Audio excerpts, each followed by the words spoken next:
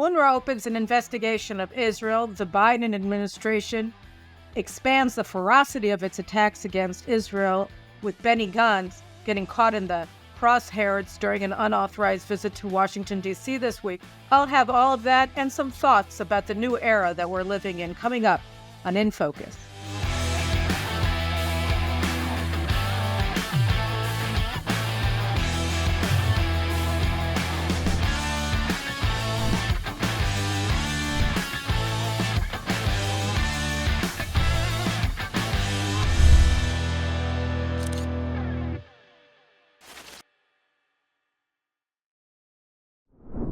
This morning, we woke up to the news that UNRWA, the UN organization that's supposed to be in charge of giving humanitarian assistance to the Palestinians in Gaza, and Judea and Samaria, Jerusalem, Jordan, Lebanon, Syria, and beyond, is opening up an investigation of Israel. Julia Tuma, UNRWA's spokesperson, said that UNRWA is opening up an investigation because its peoples that are jailed in Israeli prisons are saying that they're being subjected to torture. All I can say to that is boo-hoo. Why did she come out with this statement this morning? Well, last night, IDF spokesman, Brigadier General Daniel Hagari, gave some startling new information about UNRWA employees. And I think that the information makes conclusively the point that I've been arguing for many weeks, which is that UNRWA is not a terror-adjacent organization. It is not aligned with Hamas. It is Hamas. There is literally no distinction between where UNRWA begins and Hamas ends. In his press briefing yesterday, Brigadier General, or actually he's a Rear Admiral, Daniel Hagari, brought a call between two Hamas operatives, one of whom, his name is Yusuf Zaidan Suleiman Hawadra, is a elementary school teacher at one of the UNRWA schools in Gaza. In the conversation, I'm just going to play a short clip of it. Hawadra is talking to his friend about the fact that they kidnapped Israeli women and brought them back to Gaza. And they're laughing and exulting in the fact that they have kidnapped Israeli women. And it's not just that they kidnapped Israeli women as hostages. If you recall, a couple months ago, I think it was, I spoke with Islamic expert Dr. Moti Kedar, who was talking about how they view Israeli captives as property, as chattel, that they can do with whatever they want. This is how jihadists view non-Muslims who they take captive in war, in a jihad, in a holy war for Islamic imperialism. And they refer to the Israeli female captives as sabaya. And what Hagari explains is that sabaya is the term that the ISIS terrorists used to describe the Yazidi women that they took captive, that they systematically raped and enslaved and used as sex slaves. So they're calling our women, our daughters, sabaya. Okay? And I'm just going to play you a short clip. أبو حسن خالد معك كيف حالك؟ سلامات. وين ايش اخبار؟ وين انت؟ وين السبايا والدنيا ودين عنا خليك نايم. انت بالشارع نام في الدار شارع اسكت احنا عند السبايا هنا مسك واحدة. اسكت. وين ايش اخبارك؟ الله حبيبي. وين انت؟ والله روحنا اسكت. ايش كيف الامور؟ والله كويس اسكت والله نار. لقيت شيء؟ ايه؟ لقيت شيء؟ جبنا فرس يا حاج. ايش جبت؟ خيل فرس. جاب حصان؟ صار اصلا اصيل مش حصان كديش تبع القرعان. انت مين جبتهم؟ مين ساعدوا؟ عم يروحوا يساعدوا؟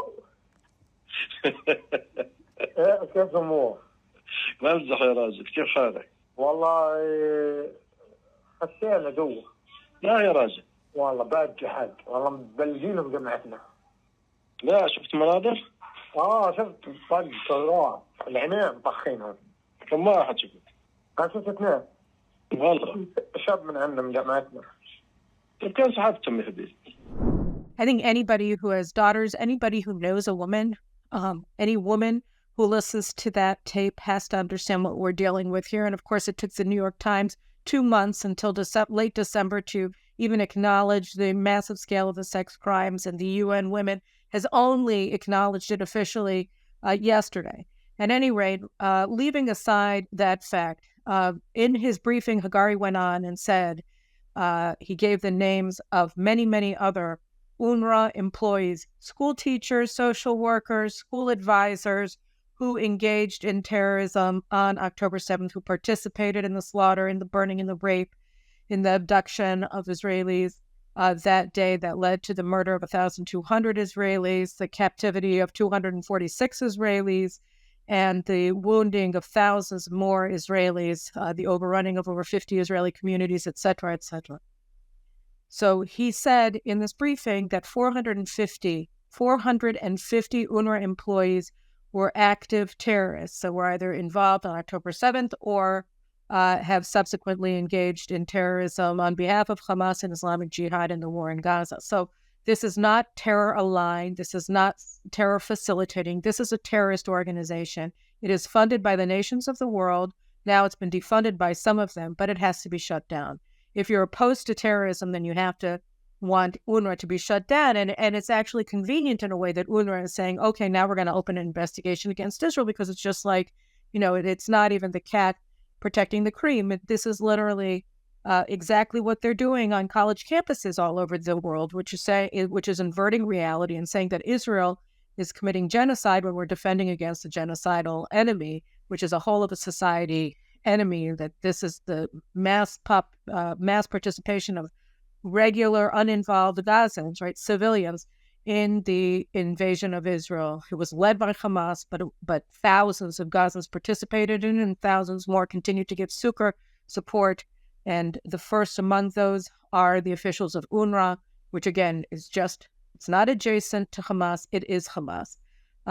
But they're opening up an investigation, and what are you going to do? People have to take sides. Unfortunately, it works out that the United States government has taken sides, and they're siding with Hamas. I don't think that you can look at the positions that are increasingly ferocious that the Biden administration officials, senior officials, are voicing against Israel, can be viewed as anything other than a push to force Israel to capitulate to Hamas and lose the war. Particularly, we see this with the focal point of Rafah, which we should have invaded months ago, and it's very annoying to most Israelis that we haven't even started the operation yet.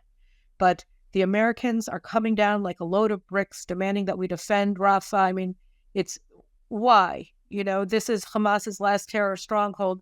But I just want to play you a little clip of one of our favorite on this show, Vice President Kamala Harris, and she's speaking at the, one second, I just want to get it in. The JNS had a good write-up of it.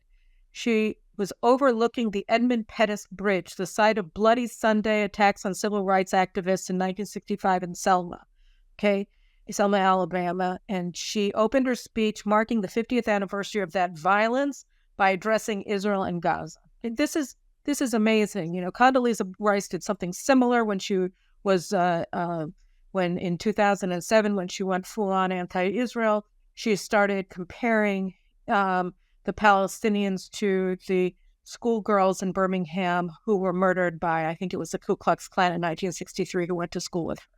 There's no similarity whatsoever between segregation in the United States.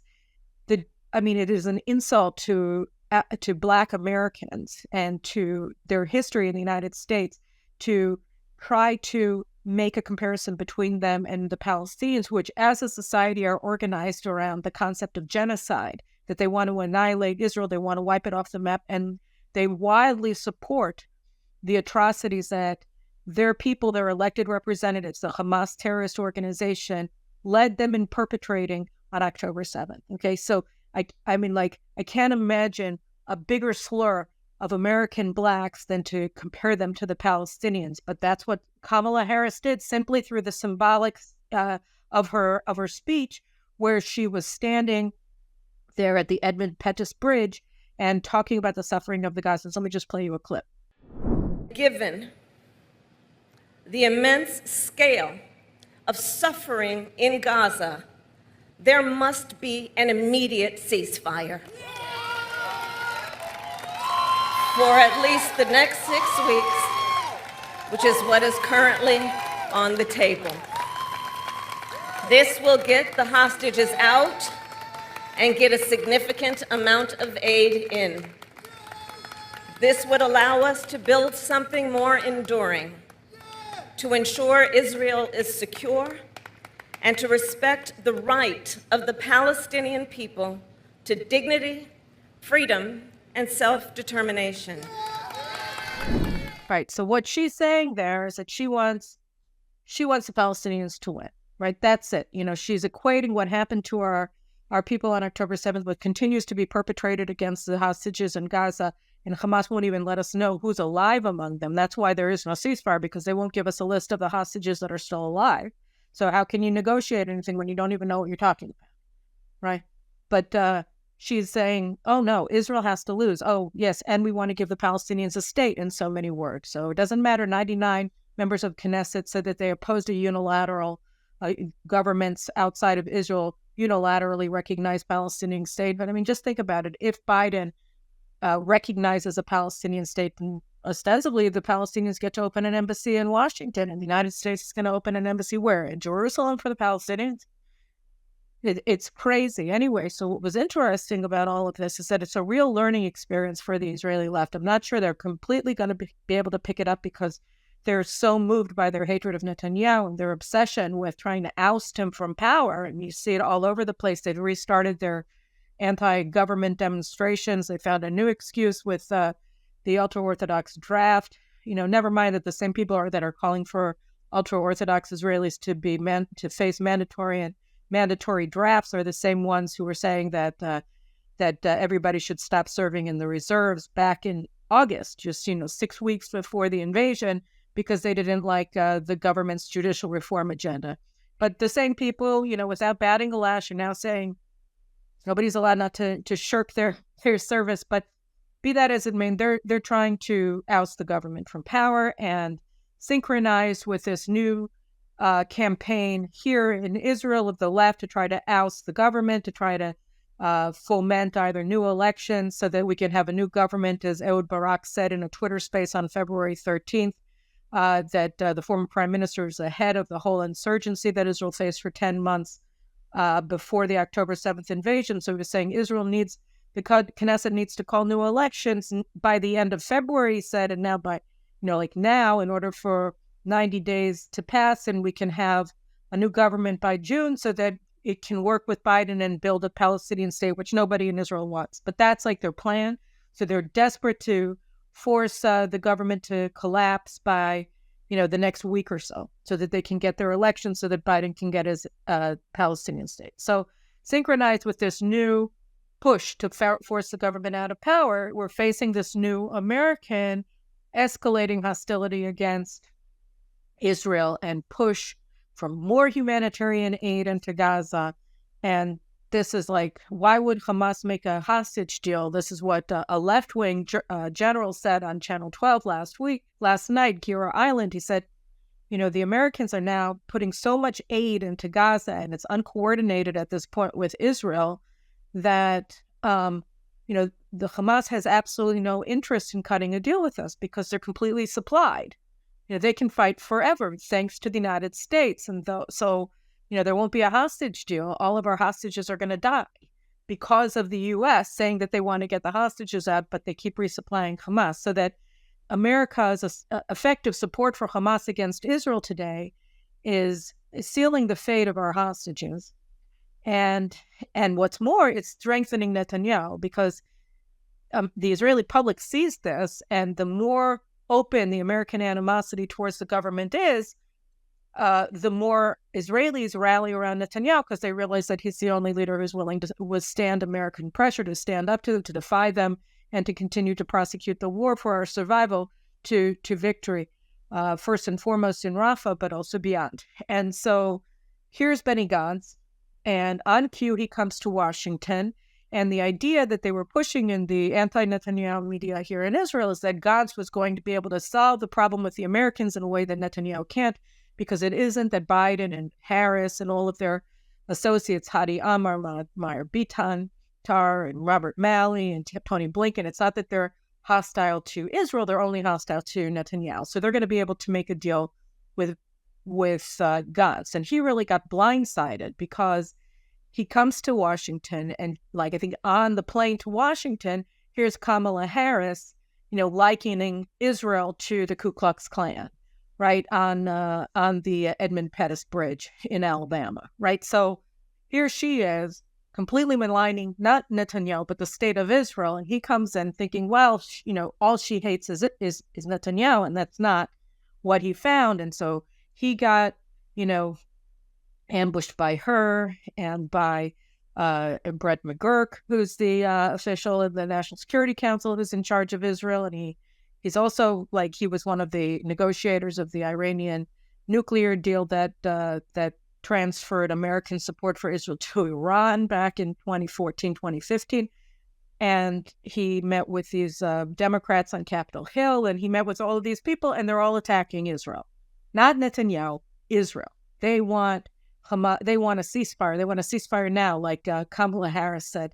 That's what they want. They want us to lose. And so he's dealing, he's like, oh my gosh, right? So he was totally blindsided and he was humiliated because he was supposed to save the day and he got nowhere because the sort of, before October 7th, the left could be forgiven for thinking that there was a lot of common ground. There's a lot of overlap between the administration's support for Iran and its proxies against Israel and their desire to oust Netanyahu. Because in times of calm, it seemed like, it was really just that you could make the argument that the administration was only advancing anti-Israel positions because they hated Netanyahu, that it wasn't anti-Israel, it was anti-Netanyahu. But when you see the administration saying, we want you to give up Mount Dov in the north, in the Golan Heights that controls the entire northern section of Israel, give it to Hezbollah to get a temporary ceasefire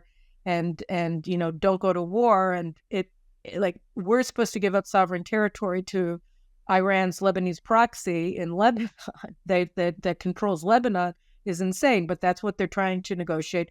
They're trying to force a ceasefire in Gaza that will allow Hamas to continue to control Gaza and rebuild its forces very quickly because they'll remain in control of the international border with Egypt, fully resupplied, UNRWA fat and happy, even if the United States stops giving them money.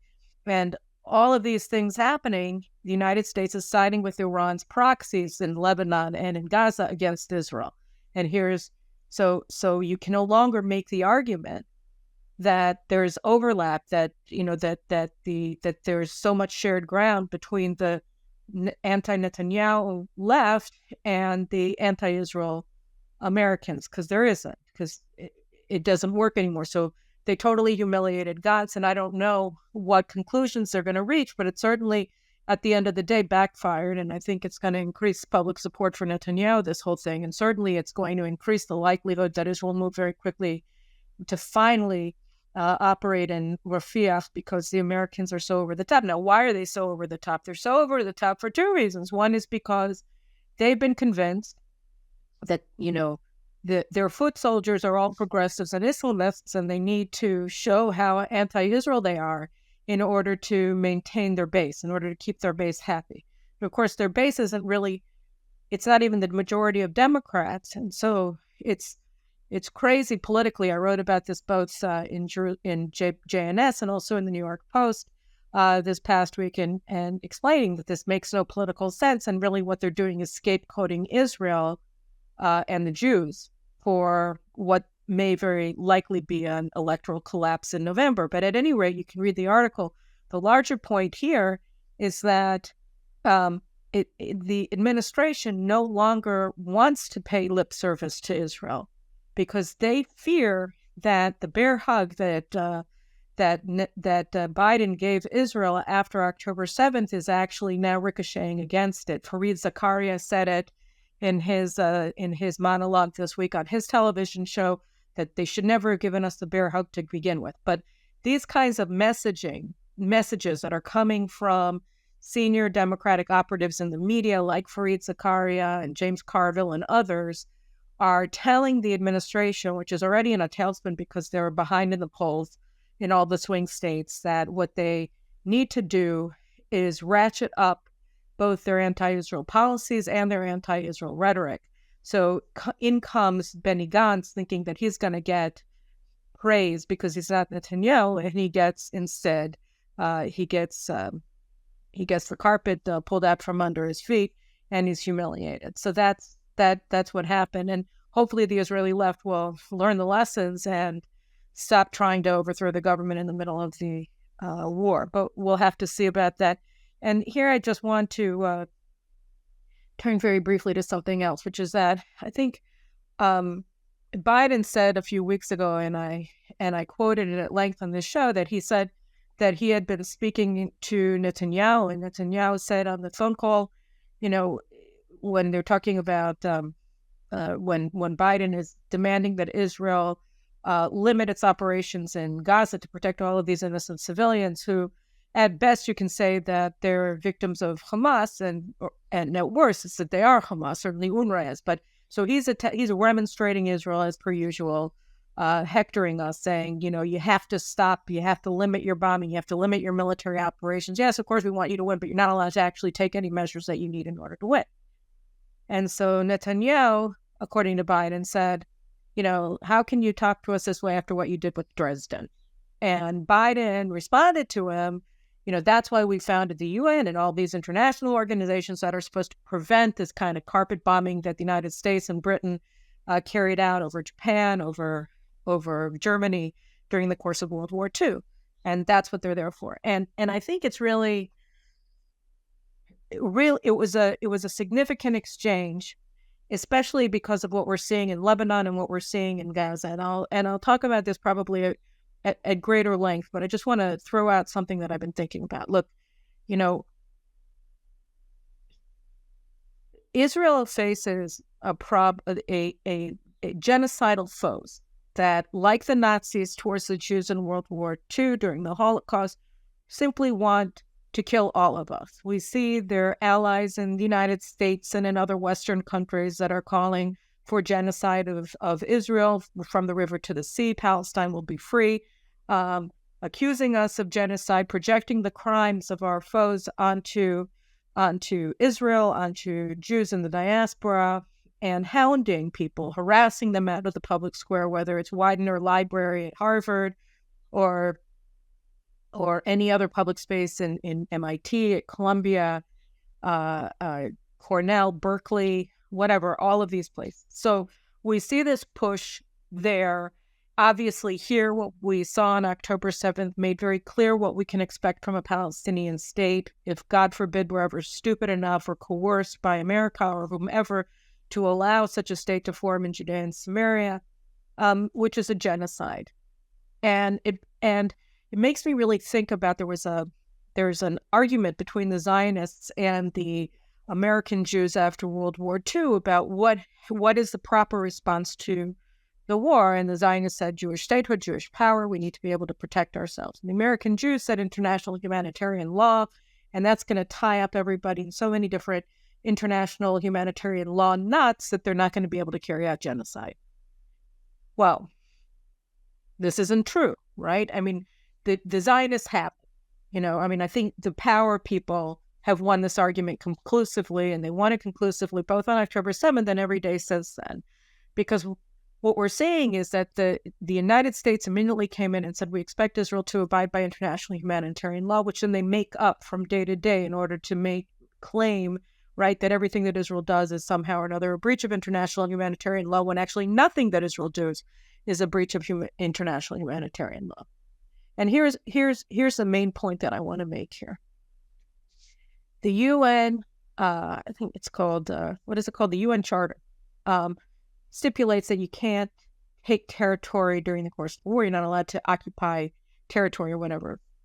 So this is the idea at heart, is that, there's no military solution, that everything is a problem that we can all come together and reach a meeting of the minds, and people will change their mind. You'll have denazification, you'll have de-Hirohitoization in Japan or whatever, and everything will be fine, and you'll make BMWs and Toyotas, and it'll be fantastic, right? But in what we're facing, you couldn't have done that without an unconditional surrender by Germany and Japan. You could never have gotten to the point where you could even talk about denazification if you hadn't first had unconditional surrender. And this international regime of the UN is it is sort of intended to prevent total annihilation by an aggressor, but what it actually does is it blocks victory by a defender.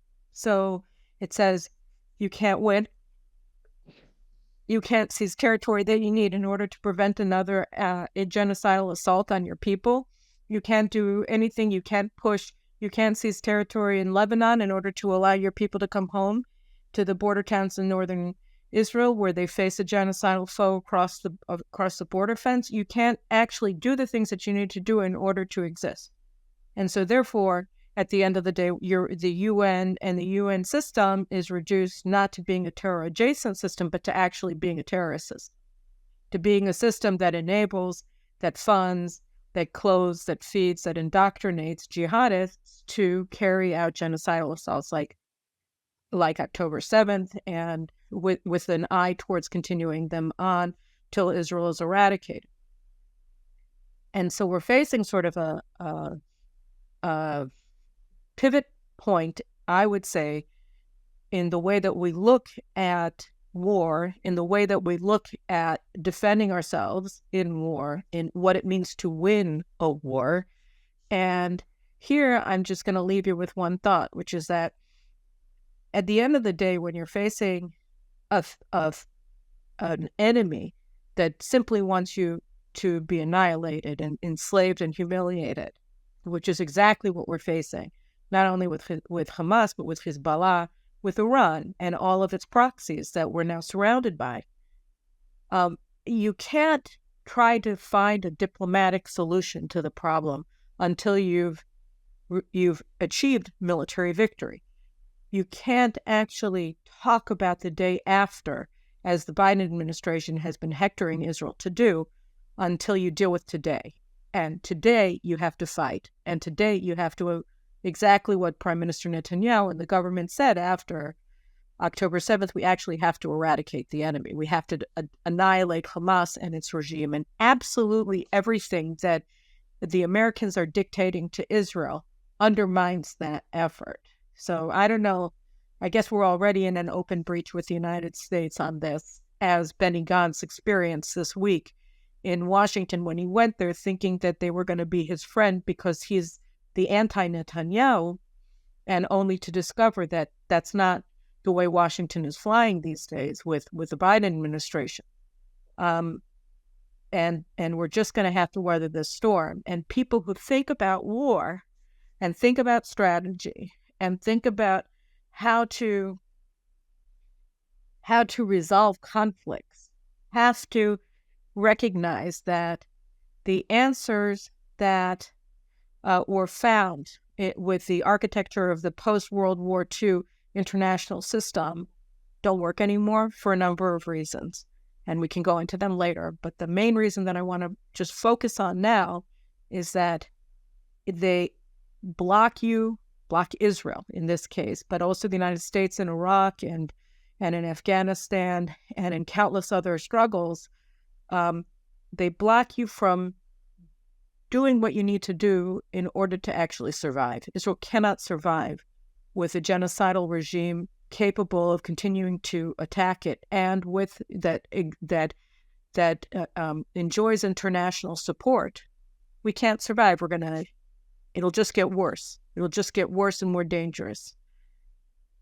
And in order to, it's quite possible that unless we really are brilliant, which I hope we are, I don't see how we can actually eradicate our enemy operating under these rules of the game that say no buffer zone in Gaza, no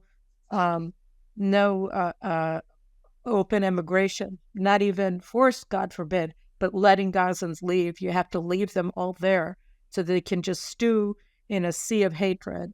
No taking over a security zone in South Lebanon when it's effectively today northern Israel is a security zone for Hezbollah, because no Israeli can safely live in the border communities when they have anti-tank missiles that nobody can intercept because they move too fast and too low. So those are my thoughts for today, and I'm going to have some really interesting guests coming up later this week and some further stories. So I'll talk to you later. Take care. Have a great day.